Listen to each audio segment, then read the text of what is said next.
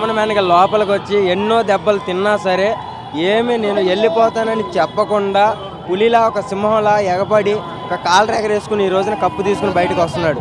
ఎందుకంటే నాగార్జున గారు amount offer పెడితే ప్రతి ఒక్కళ్ళు ఇల్లు కొనుక్కుంటా, అది కొనుక్కుంటా, ఇది కొనుక్కుంటా అని చెప్పారు. కానీ ఒక పల్లవి ప్రశాంత్ ఒక కామన్ మ్యాన్ రైతు బిడ్డ మాత్రమే చనిపోయిన రైతు బిడ్డలకే నేను డబ్బులన్నీ ఇవ్వడం జరిగింది అని చెప్పాడు. మళ్ళీ వచ్చానంటే తగ్గేదేలే.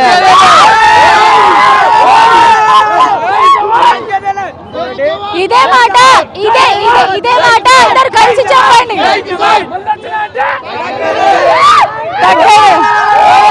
ఒక నిమిషం సందీప్ ఆగండి, ఒక నిమిషం. ఇప్పుడు బిగ్ బాస్ హౌస్ లో ఎన్ని షోలు జరిగినా సరే, ఎంత పెద్ద సెలబ్రిటీలు వచ్చినా సరే, ఇన్ని భారీ గేట్లు కానీ ఇంత సెక్యూరిటీ కానీ ఎవ్వరు పెట్టలా. ఓకేనా? ఎంత పెద్ద సెలబ్రిటీ అయినా సరే ఒక కామన్ మ్యాన్ ఒక రైతు పెట్టుకున్న పవర్ ఏంటో ఈ రోజున పల్లవి ప్రశాంత్ తెలిపాడు.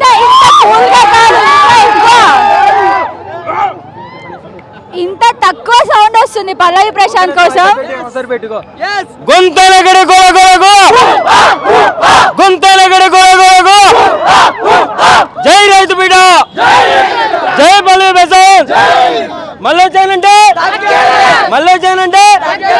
గుంతలగడ గొలగొలగో, గుంతలగడ గొలగొలగో.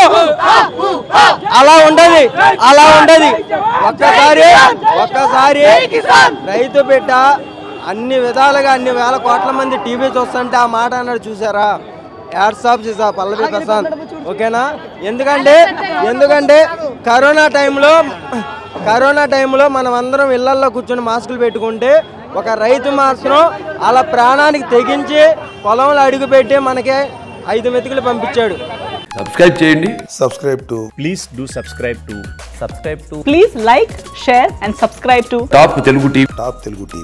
Top Telugu TV.